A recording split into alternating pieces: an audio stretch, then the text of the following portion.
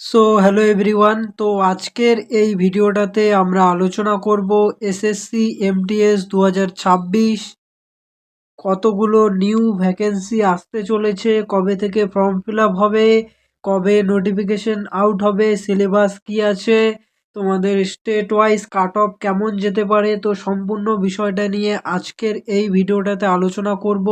তো তুমি যদি এসএসসি এমটিএস 2026কে টার্গেট করছো তো অবশ্যই ভিডিওটা তোমার জন্য।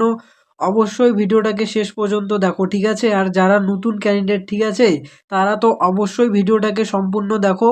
তো চলো শুরু করছি ভিডিওটা। আমরা প্রথমে দেখে নেব 2026-এ কবে নোটিফিকেশন আসতে পারে। এই যে আমি এসএসসির একদম অফিসিয়াল যে নোটিফিকেশন আউট করেছে এসএসসির তরফ থেকে, সেটি আমি ওপেন করে নিয়েছি। এখানে যদি আসো তোমরা দেখতে পাবে, এই যে এখানে দেখতে পাচ্ছ কম্বাইন্ড গ্র্যাজুয়েট লেভেল এক্সাম অর্থাৎ সিজিএল।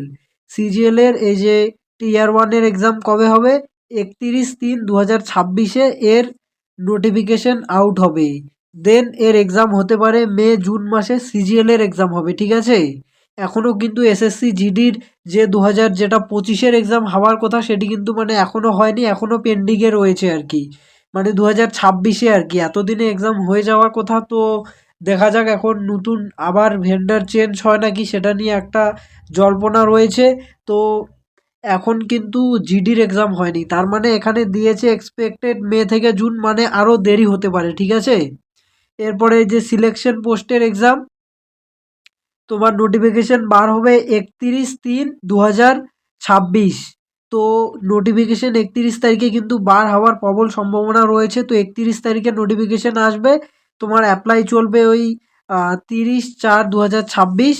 দেন তোমার যে এক্সাম হবে সেটি হচ্ছে তোমার মে থেকে জুলাই পর্যন্ত তোমার প্রেস 13-এর এক্সাম হবে আর কি, যেটা সিলেকশন পোস্ট বলি আমরা।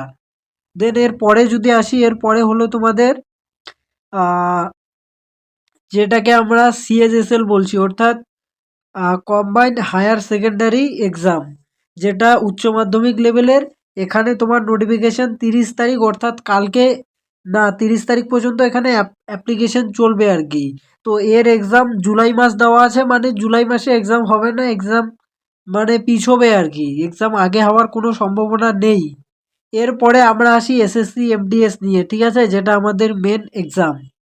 তো এখানে যদি এসএসসি এমডিএস এ আসো, এই যে দেখতে পাচ্ছ এসএসসি এমডিএস, এখানে তোমার নোটিফিকেশন আউট হবে কবে, মানে নোটিফিকেশন আউট হবে বলেছে 30/6/2026-এ এখানে নোটিফিকেশন আউট হবে। দেন এখানে তোমার যে অ্যাপ্লাই চলবে সেটি হচ্ছে 31/7/2026 পর্যন্ত তুমি এখানে ফর্ম ফিল আপ করতে পারবে।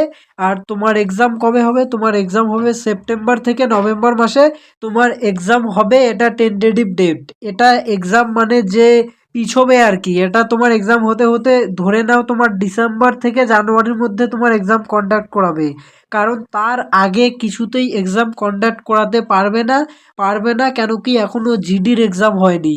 জিডির এক্সাম হবে, তারপরে সিজিএল, প্রেস 13, সিএসএসএল, তারপরে এমডিএস। মানে এমডিএস এর আগে আরো অনেক এক্সাম মানে লাইনে আছে, এই যে দেখতে পাচ্ছ এই এক্সামগুলো সব তোমার এমডিএস এর আগে হবে। তো এমডিএস তোমার ওই এক্সাম হতে হতে 2026-এর তোমার ডিসেম্বর থেকে জানুয়ারি, এটা তোমার একদম কনফার্ম ধরে রাখতে পারো, ঠিক আছে? এবারে আসি আমরা যে 2026-এ মানে কতগুলো ভ্যাকেন্সি আসতে পারে, ঠিক আছে? তো এখানে যদি মানে ভ্যাকেন্সির কোথায় আসি, এবারে মোটামুটি 2025-এ যেটা এক্সাম হয়ে গেছে অলরেডি, এখানে কিন্তু মোটামুটি ওই আহ, 10,000-এর কাছাকাছি ভ্যাকেন্সি আছে আর কি, 10,000 না 8,000 প্লাস।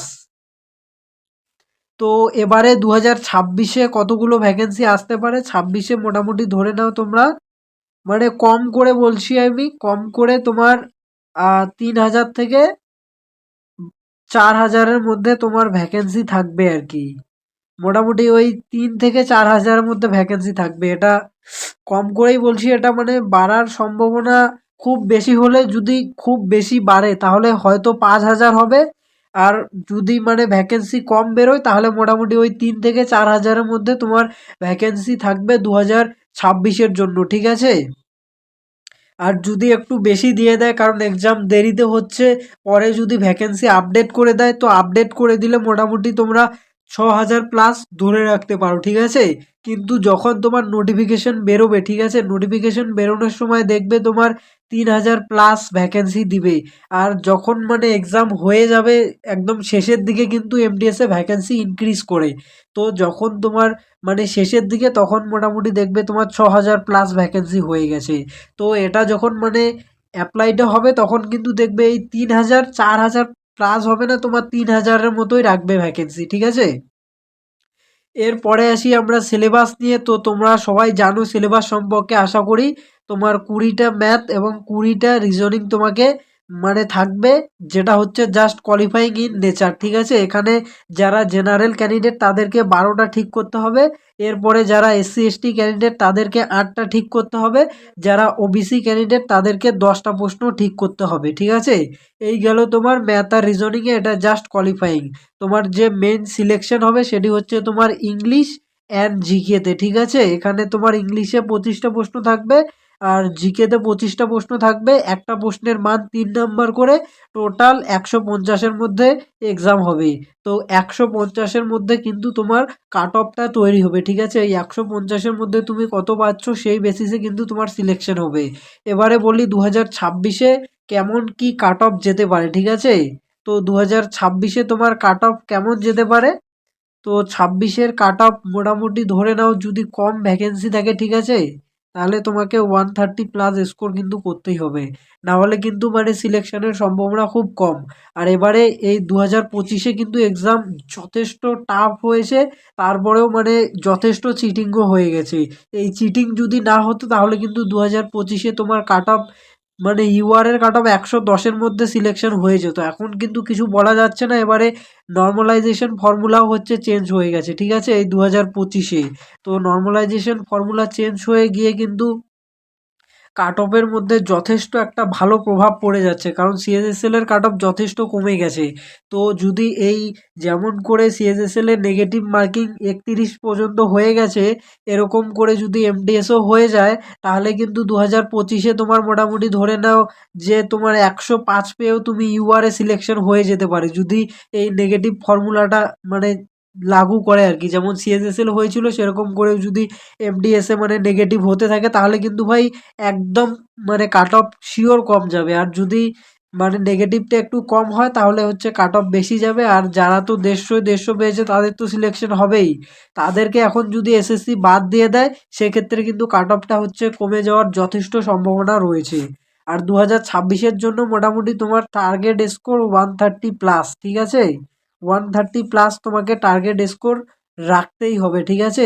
130 প্লাস তুমি যদি স্কোর করে আসতে পারো তাহলে তোমার যে কোনো স্টেটে সিলেকশন হয়ে যাবে। কারণ ২০২৫-এ যতগুলো ভ্যাকেন্সি আছে ২০২৬-এ এতগুলো ভ্যাকেন্সি থাকবে না, ভ্যাকেন্সি কমে যাবে। তো সেই ক্ষেত্রে তোমার কাট অফের মধ্যে প্রভাব দেখা যাবে, প্লাস কাট অফটা তোমার ইনক্রিজ হবে। তো সেই হিসেবে কিন্তু তোমাকে প্রিপারেশনটা করতে হবে। সো চলো আজকের মতো এখানেই। তুমি যদি একজন এসএসসি এমডিএস এর ক্যান্ডিডেট হয়ে থাকো তো অবশ্যই চ্যানেলটাকে সাবস্ক্রাইব করে রাখো।